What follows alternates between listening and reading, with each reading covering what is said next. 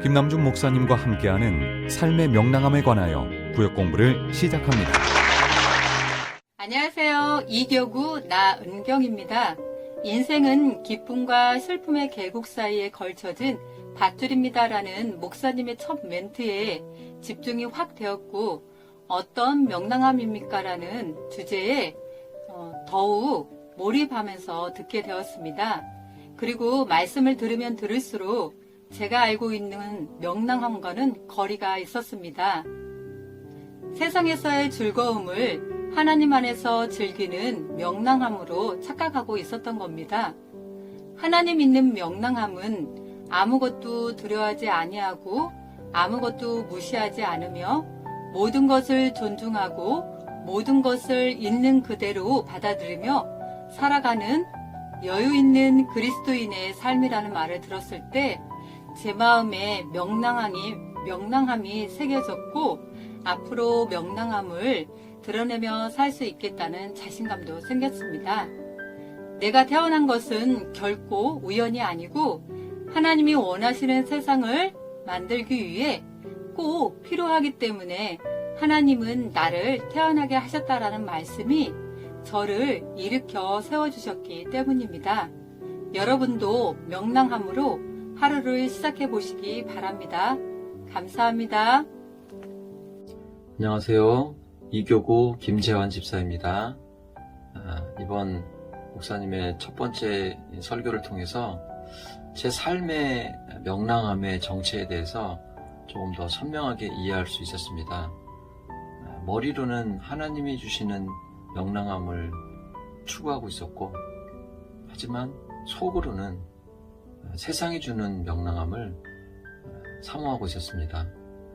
그러다 보니 입으로는 또 겉으로 드러나는 행동으로는 하나님이 주시는 명랑함을 사모하는 것처럼 보였겠지만 속으로는, 가슴으로는 세상이 주는 명랑함을 부러워하고 있었던 것을 깨달았습니다.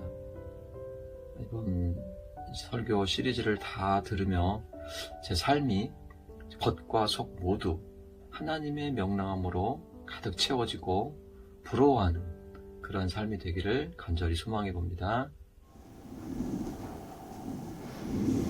성도 여러분, 잘 지내셨습니까? 이제 오늘부터 그 삶의 명랑함에 관하여 청취 공과를 하게 되었습니다. 그래서 이제 그 삶의 명랑함에 대해서 우리가 6번 정도 설교를 들었는데, 아마 열린교회 시작한 이후로 꽤 긴 설교로 기록을 세운 것 같습니다. 여러분들은 들으시면서 어떤 생각을 하셨는지 궁금했는데 오늘 몇 분의 이야기를 들어보았습니다. 자, 그러면 이제 우리 어떤 이야기를 할 수 있을지 한번 생각해 보십시오. 그때 인생이라고 하는 것은 결국 행복과 불행 혹은 기쁨과 슬픔의 계곡이 있고 그 사이에 걸쳐진 밧줄입니다. 한 사람이 그 균형을 잡기 위해서 그 막대기를 들고 아슬아슬하게 걷고 있죠. 그죠? 오늘날 신앙이 잃어버린 것이 두 가지가 있는데, 하나는 진지함과 또 하나는 명랑함입니다. 진지함이 없는 명랑함은 너무 가볍고 명랑함이 없는 진지함은 너무 무겁죠. 성경이 우리에게 가르치는 것은 명랑함이 없는 진지함도 아니고 진지함이 없는 명랑함도 아닙니다.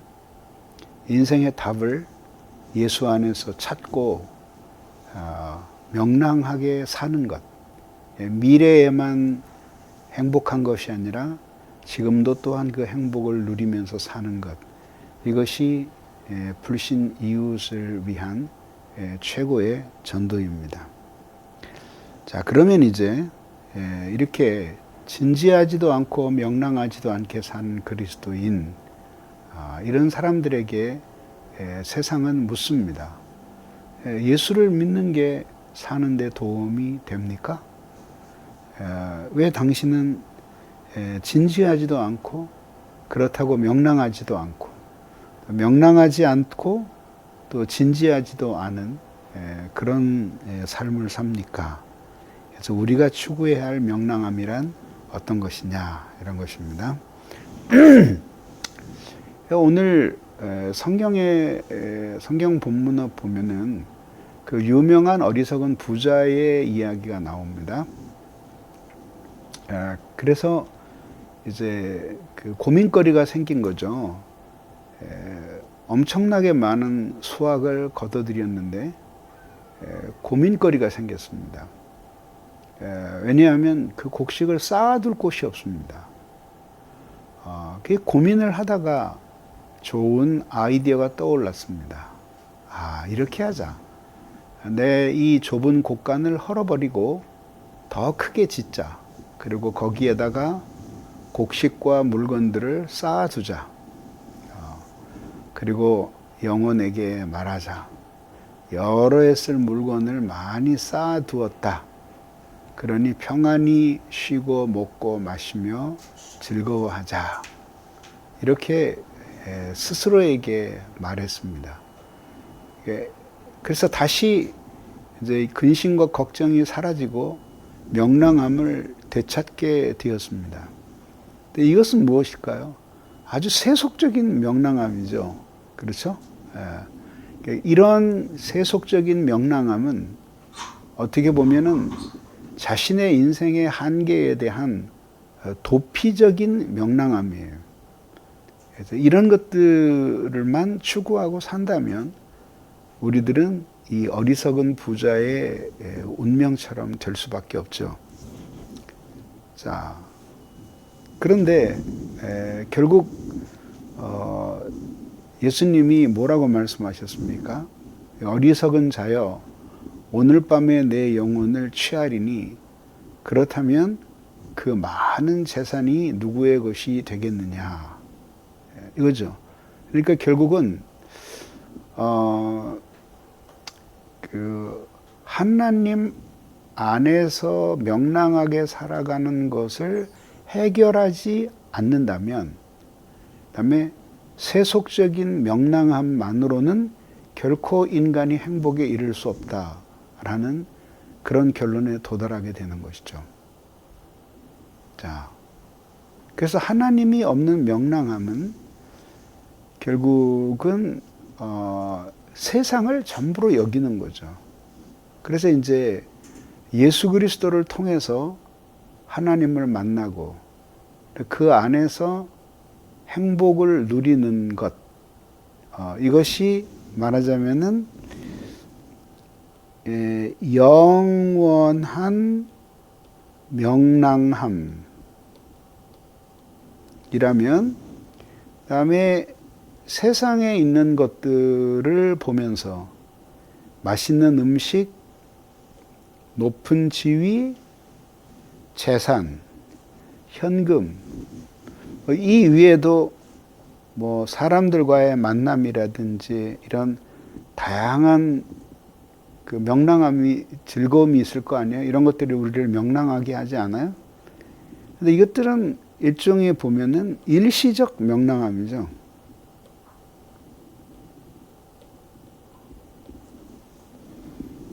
그래서 결국 어떤 결론에 이르냐 하면은 보이는 세계는 보이지 않는 세계와 짝을 이루고 있다. 그래서 하늘나라가 있고 지상의 나라가 있고, 그리고 우리 인간이라고 하는 존재는 이렇게 하늘과 대지, 여기서 대지라고 하는 것은 일시적이고 세상에 있는 것들에 대한 대명사고, 이거는 이제 영원하고 무한한 가치가 있는 것들의 대명사예요. 천상이에요. 그러니까 인간은 여기에 있다 이거죠. 그래서 이게 전부인 것처럼 살아도 안 되고, 이게 전부인 것처럼 살아도 안 된다는 거죠. 그러니까 이거 전부인 것처럼 살면은 결국은 모든 것이 덧없는 것이 되고, 그 다음에 이것밖에 없는 것이처럼 살면은 비현실적이 되잖아요. 그래서 결국은 이 둘 사이의 긴장을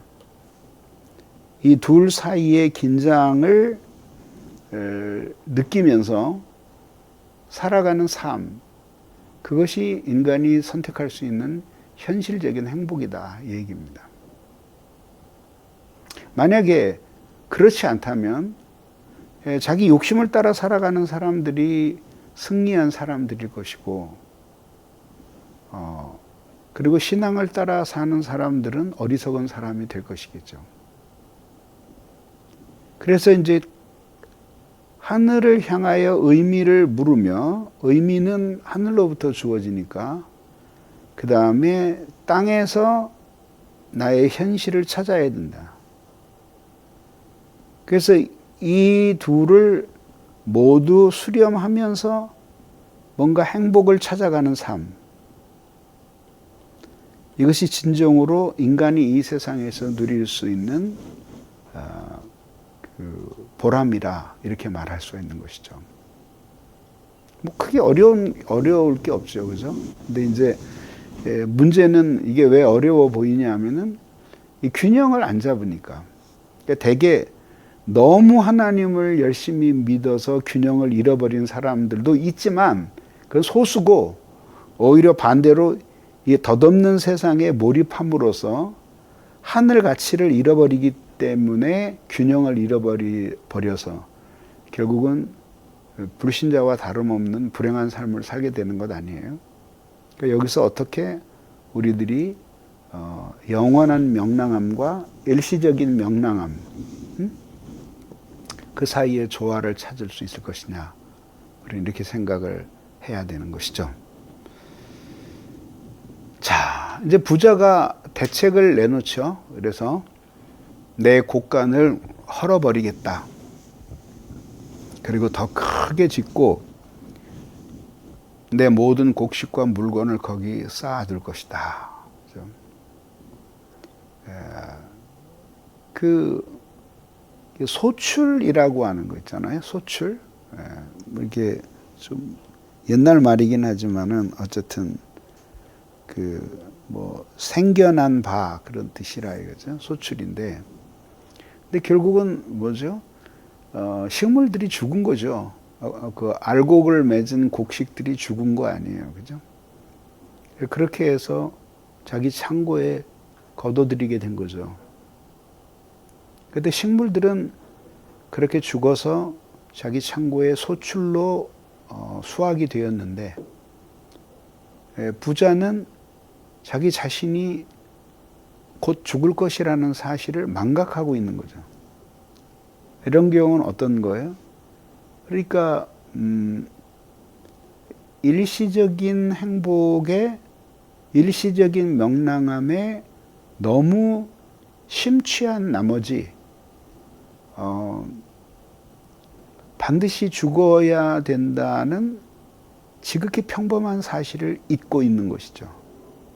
그렇게 되면 어떻게 돼요? 그러니까 영원한 행복과 일시적인 행복 사이에서 균형을 찾아야 될 사람이 영원한 행복엔 무관심하고 일시적인 행복에 매몰되는 거죠. 근데 오늘 밤에 내 영혼을 취하리니, 그러면 네 것이, 그것들이 네 것이 되겠느냐, 예수님 물으시잖아요. 그러니까 그렇게 될 경우에는 여태까지 몰두하고 있던 그 현재적인 명랑함과 또 부유함, 이런 모든 것들이 아무 의미가 없는 게 돼버리는 거죠.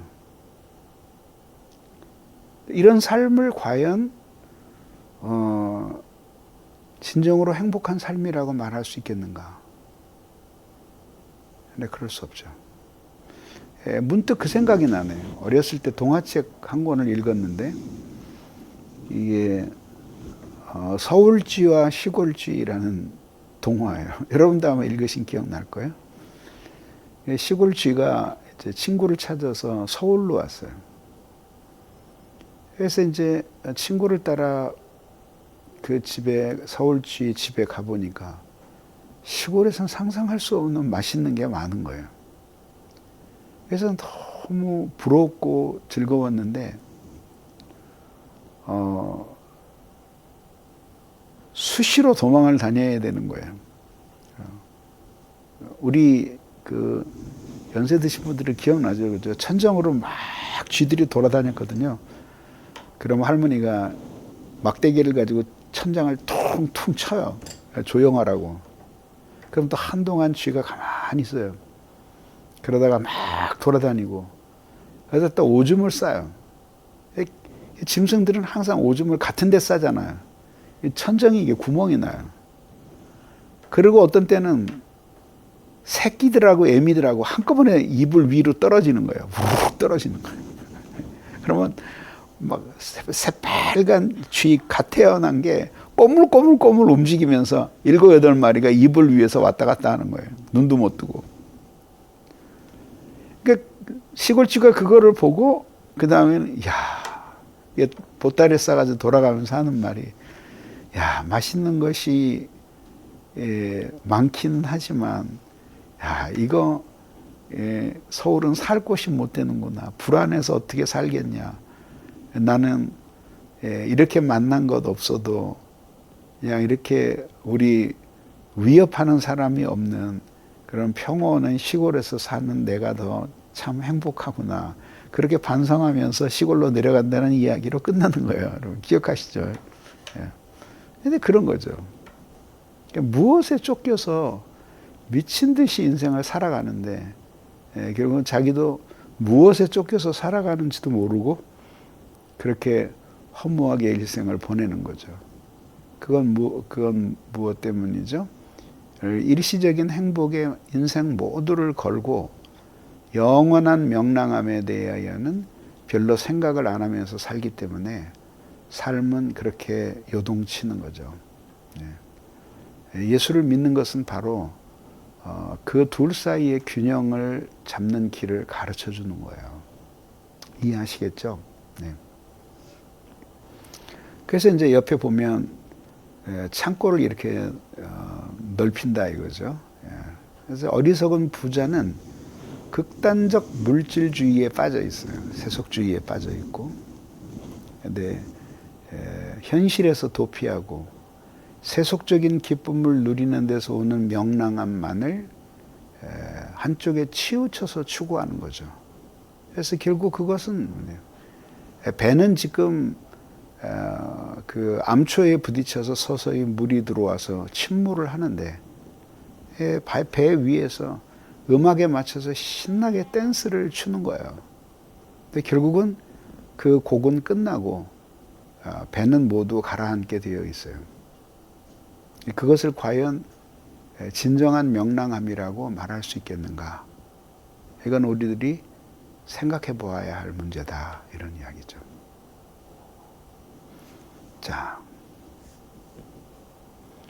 그러면 이제 하나님 있는 명랑함은 어떤 것일까? 하나님을 신뢰하면서 자신의 그 시간 속에서 이어지는 삶의 모든 의미를 그 기반을 하나님께 두는 거예요.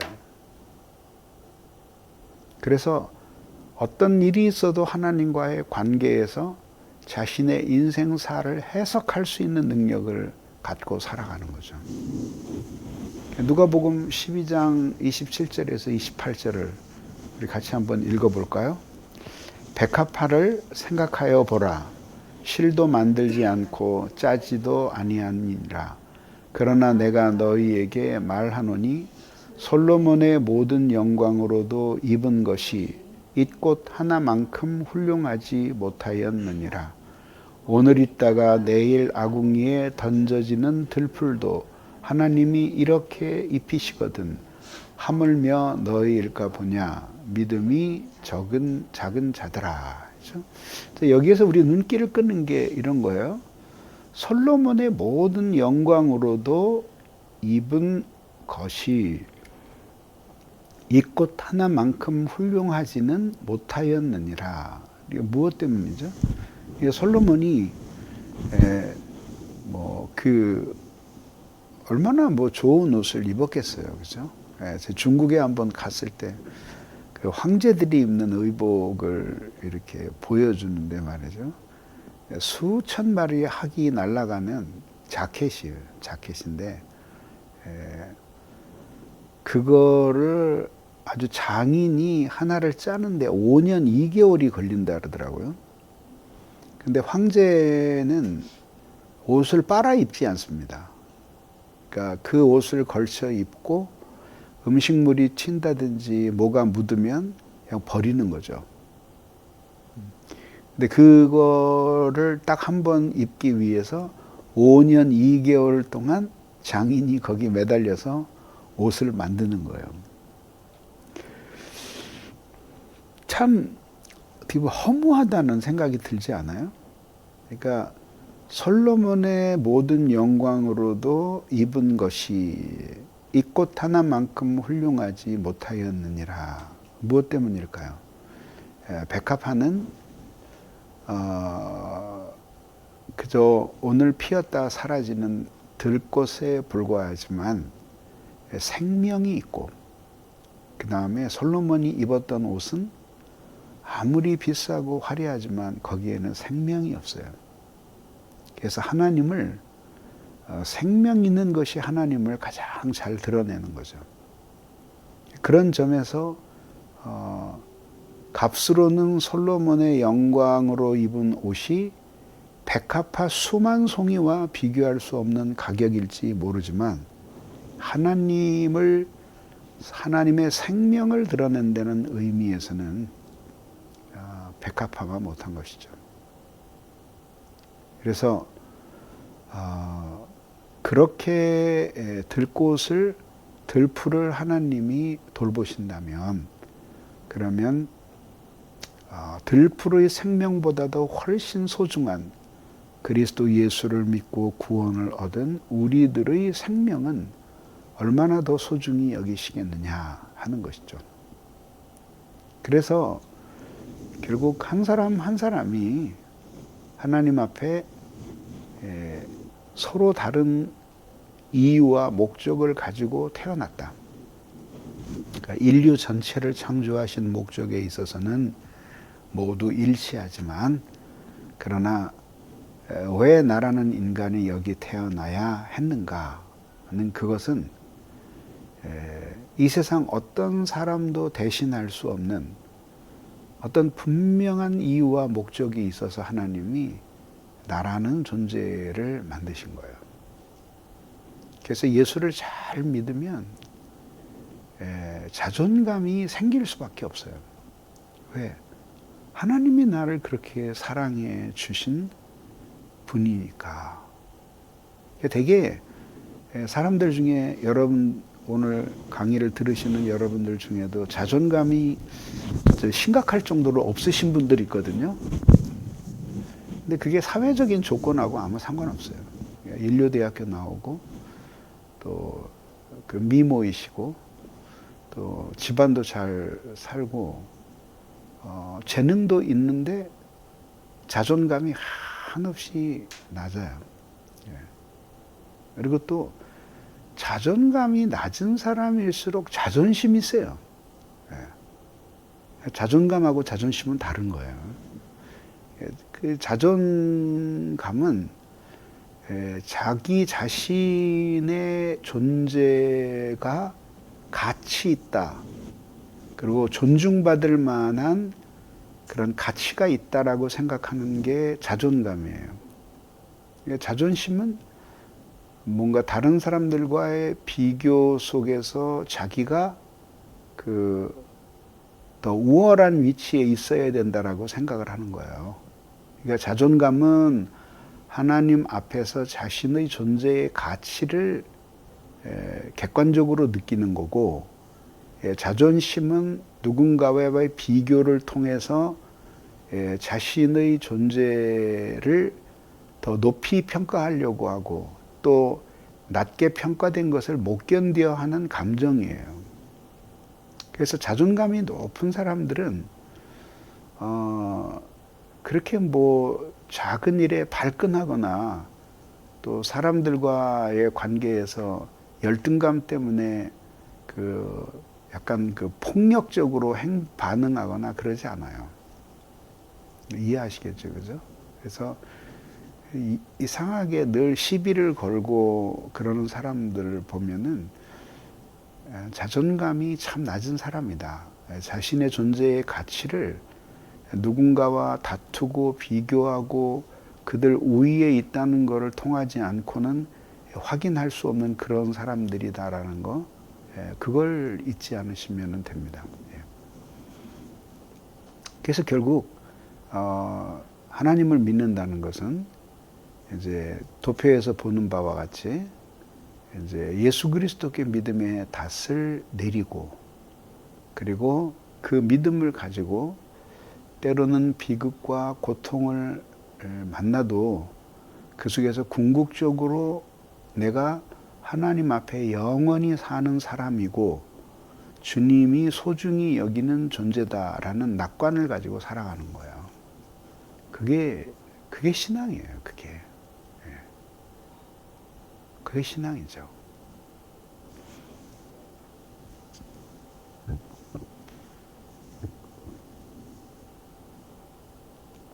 자, 그럼 이제 어떻게 살아야 될 것인가 이런 문제를 얘기하면서 블레이즈 파스칼이 이런 이야기를 하죠. 우리도 어찌할 수 없는 시간에 마음을 빼앗기는 동안 우리의 현실의 시간은 흘러간다. 의미심장하잖아요. 그러니까 우리도 어찌할 수 없는 시간에 마음을 빼앗기는 동안 그게 무엇이죠? 하나님 없는 세속적인 명랑함 혹은 세속적인 그 근심과 염려 여기에 마음을 빼앗기는 동안 시간은 끊임없이 흘러가는 거죠. 무슨 의미죠? 죽음이 가까워오고 있는 거죠. 그러니까 그렇게 산 만큼 우리는 의미 없는 인생을 살게 된다. 이런 이야기입니다. 자, 정함이 없는 마음의 행복이 깃들려면 욕망이 아니라 소망을 따라서 살아야 됩니다. 그래서 하나님을 소망으로 삼고 살아가는 삶은 결국 오늘 성경 본문에서 보는 바에 의하면 탐욕을 버려야 된다. 탐욕. 이게 결국 인간이 살아간다라고 하는 것은 욕구예요, 욕구. 욕구가 우리를 살게 해주는 거죠. 그런데 이 탐욕은 그런 그 기본적인 삶의 욕구, 내가 존재해야 되겠다는 욕구, 그 이상의 것이에요. 그거는 말하자면은 그 욕망의 노예가 된 그런 상태를 이야기하는 거죠. 그 다음에 두 번째는 하나님을 사랑하고 사랑을 받음으로써 세상의 모든 일들이 내 뜻대로 안 돼도 그 사랑 안에서 낙관하는 삶을 살아가는 거예요. 이게 신앙이 주는 힘이에요. 그리고 세 번째는 이런 믿음을 가지고 명랑하게 살아가는 거죠. 피할 수 없는 일이라면 우리는 받아들일 수밖에 없잖아요. 그러면 그것을 받아들이고 긍정적으로 생각하고 낙관적으로 생각하면서 살아가는 그런 삶이어야 된다. 이런 이야기입니다. 그래서 그리스도인의 명랑한 삶은 하나님 앞에서 우리의 소명입니다. 근데 그 삶을 보면서 믿지 않는 사람들이 정말 저 사람들 속에는 무엇인가 다른 것이 있구나. 이렇게 그들을 이런 속에서 명랑하게 살아가게 하는 것은 무엇일까? 이제 그런 질문을 우리들이 하게 되는 것입니다. 자, 그런데 이제 질문, 이제 이 설교를 청취하면서 질문이 3개가 들어왔어요. 그래서 문제를 풀기 전에 먼저 이것을 한번 질문을 듣고 또 대답해 보도록 하겠습니다.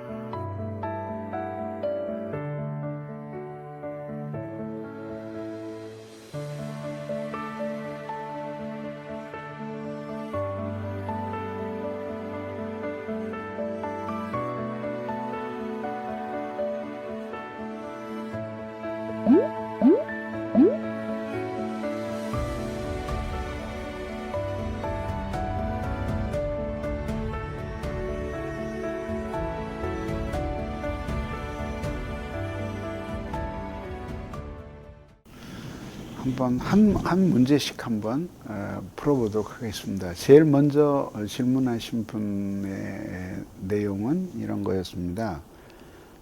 머리로는 하나님의 명랑함을 추구함에도 불구하고 가슴으로는 세상의 명랑함을 부러워하는데 이 모순된 마음을 어떻게 하나가 되게 할 수 있겠습니까? 이런 이야기죠. 근데 이제 그 사람이기 때문에 사실은 세상에 있는 어떤 즐거움이나 또 세상에서 명랑하게 살아가는 사람들을 보고 부러워하는 마음이 아주 없을 수는 없지 않겠어요? 예를 들면은 나는 지금 한 20년 된 털털거리는 차를 타고 다니는데, 근데 뭐 나와 별로 크게 차이 날 것도 없어 보이는 어떤 사람이 갑자기 사업이 잘 되어서 좋은 차를 타고 내 앞에 나타났다. 그럴 때 부러워하는 마음이 생길 수 있지 않을까요? 뭐 안 그럴 수도 있겠지만 생길 수 있지 않겠어요? 또 거의 같은 나이인데 나는 폭삭 늙고 몸도 여기저기 아파서 약을 달고 살고 그리고 겨우겨우 힘들게 생활을 하는데 또 한 친구는 그 나이에 아주 젊어 보이고 활기차 보이고 운동도 많이 하고 해서 아주 건강하게 젊은이처럼 살아간다라고 할 때 그런 비교 의식을 느끼면서 부러운 마음이 안 생길까요? 그러니까 이런 부러운 마음이 생기는 거는 전 인지상정이라고 생각해요. 그게 꼭 신앙이 나쁜 거다 그렇게 생각할 수는 없어요. 그런데 이제 문제는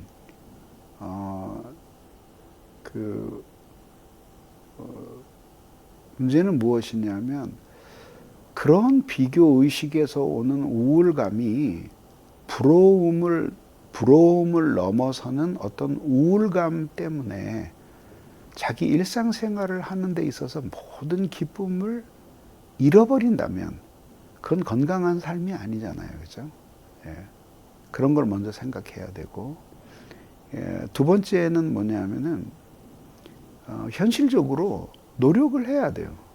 그러니까 잘 살게 된 사람, 그리고 건강하게 된 사람, 또 외모의 아름다움을 어느 정도 오래 간직하게 된 모든 사람들은 다 노력을 했어요.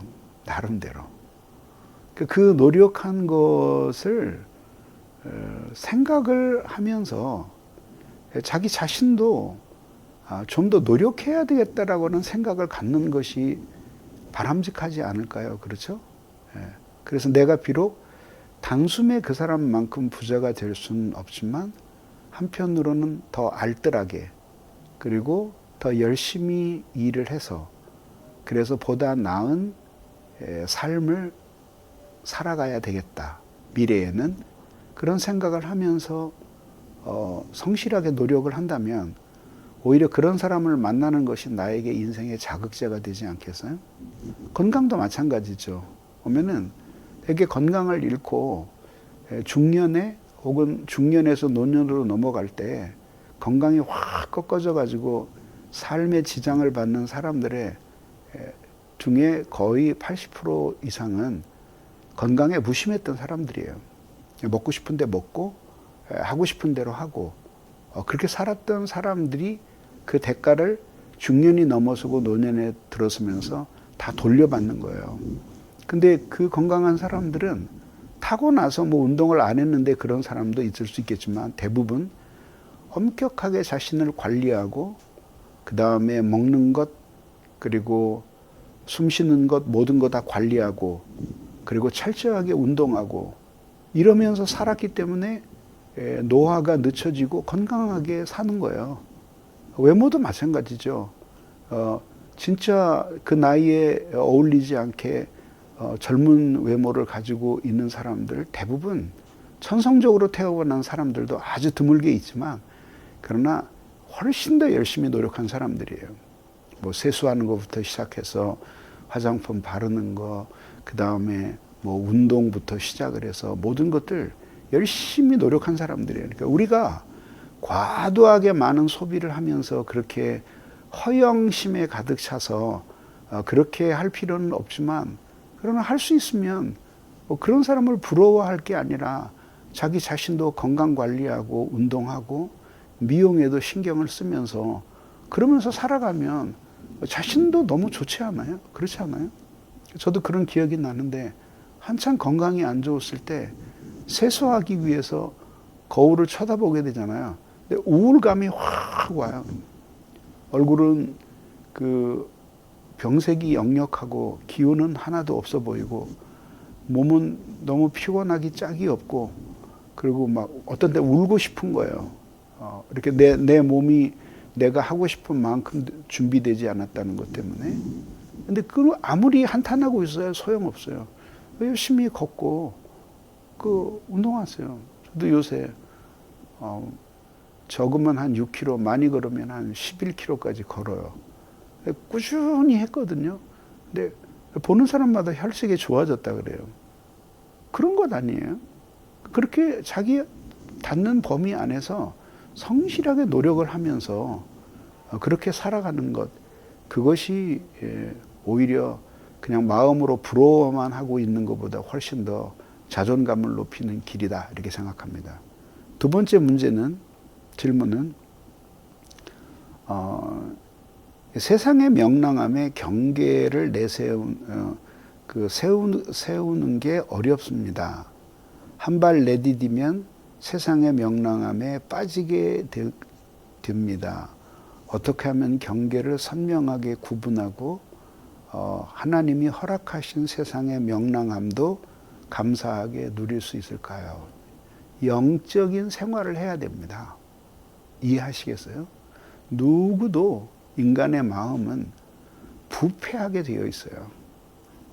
그래서 하나님의 은혜 없이 영적인 생활 없이 놔두면 한때 주님을 위해 목을 내놓았던 사람도 부패하게 되어 있는 거예요. 나라도 한번 생각해 보세요. 옛날에 나라를 위해서 그 목숨을 버리고 감옥을 오고 가고 사형 선고도 받고 이랬던 사람들이 나중에 부패한 정치인이 되는 경우를 보잖아요. 그럼 어느 게 진심일까요? 둘 다 진심이에요. 한때는 나라를 위해 목숨도 내놓고 기꺼이 피를 뿌리고 죽고 싶은 마음이 있었던 것도 진실이고요. 지금 돈 좋아하고 그 부정부패를 좋아하는 것도 진심이에요. 왜 그렇게 됐을까요? 처음 마음이 변했기 때문에 그렇게 된 거예요. 그래서 기도 많이 하시고 은혜를 많이 받으셔야 돼요. 그러면 이 균형을 잡는 것은 조금 더 어려운 것이 아니에요. 하나님, 제가 오늘 오래간만에 우리 친구들을 만나서 맛있는 식사를 하러 갑니다. 하나님, 오늘 제가 살 수 있도록 도와주신 것 감사합니다. 즐겁게 시간을 보내고 그리고 친구들도 전도할 수 있도록 나에게 힘을 주십시오. 그리고 가서 좋은 식당에서 맛있는 음식을 먹어요. 그래서 그동안에 내가 제일 그래도 성공한 것 같으니까 내가 밥을 살게. 걱정하지 말고 맛있게 드시오. 그렇게 하고, 그리고 자기가 어떻게 하나님을 만났는지 또 간증도 하고, 또 그 사람들의 어려운 이야기도 들어주고, 그리고 돌아오는 그 길이 허무해요? 난 하나도 허무하지 않아요. 너무 감사해요. 그리고 나를 이렇게 세워주신 하나님 참 감사하다. 저 친구들을, 어려운 처지에 있는 친구들을 내가 오히려 도움을 받는 대신 도움을 줄 수 있게 해주시고, 또 저 친구들이 나를 만나는 것을 기뻐할 수 있게 해주시니 참 감사하다. 평소 먹는 것보다 좀 좋은 걸 먹었지만 저 친구들이 저렇게 나를 만나고 기뻐하니 참 감사하다. 그게 우리의 영적인 생활에 도움이 되지 왜 손해가 돼요? 뒤에서 호박씨 깔라 그러니까 그게 영적으로 손해가 나는 거예요. 3번 문제. 거룩한 명랑함을 누리기 위해서는 하나님 아는 지식 위에 삶이 있어야 합니다. 맞죠? 바른 지식을 가지고 있는 신앙인데도 성향적으로 우울함을 가지고 사는 지체에게는 명랑함이라는 단어는 어색하고 멀게 느껴지는 것 같습니다. 어떻게 권면할 수 있을까요? 그거를요, 본인이 보여주세요. 어떻게 깊은 영성과 삶의 명랑함이 공존할 수 있는지를 보여주시라는 거죠. 그리고 지금은 이제 우울하잖아요. 그 우울함의 정도가 지나치면은 그거는 정신과적인 도움이 필요해요. 상담도 받으시고, 교회 안에도 상담 시스템이 잘 돼 있잖아요. 상담도 받으시고, 그리고 그건 뭐 그러잖아요. 우울증을 마음의 감기라 그러잖아요. 그래서 그런 병원을 찾는 것을 부끄러워할 필요가 없어요. 정신과적 진단도 받으시고, 그리고 뭐 어떤 경우에는 약 하나만 먹으면 훨씬 좋아져요. 그렇게 자기 적극적으로 자신을 고치면서 살아가야 되는 거죠. 기질적으로, 성향적으로 우울함을 가진 사람이 있을 수 있어요. 근데 그 사람은 그 사람 나름대로 장점이 있어요. 매사를 깊이 생각하는 그런 면도 가지고 있는 거죠. 그러니까 자연적인 것은 잘 살리고, 그리고 잘못 굽어진 것들은 고치면서 그렇게 살아가야 되는 거죠. 그 사람들이 그렇게 깊은 영성과 삶의 쾌활함을 함께 누리며 살아가는 사람들을 못 만나기 때문에 사실은 그 조화점을 잘 못하는 거예요. 그런 거를 함께 조화를 누리며 살아가는 사람들을 만나고 살아간다면 훨씬 더 좋은 삶이 기다리고 있을 것이다, 이렇게 생각합니다. 네. 자, 그러면 이제 그 문제를 보겠습니다. 1. 명랑하다라는 뜻은 무엇입니까? 신자가 명랑할 수 있는 이유는 무엇입니까? 명랑하다는 것은 생각과 생활이 비관적이지 않고 밝고 환하다, 이런 뜻입니다. 명랑할 수 있는 이유는 예수를 믿고 인생의 문제에 대한 답을 찾았기 때문이에요. 그리고 그 문제에 대한 답을 더 깊이 알아가는 것이 신앙생활입니다. 2번, 하나님 없는 명랑함의 두 가지 특징은 무엇입니까? 세상을 전부로 여겨요. 그리고 죽어야 할 자신의 운명을 생각하지 않는 거죠. 그러니까 일부러 회피하는 거예요.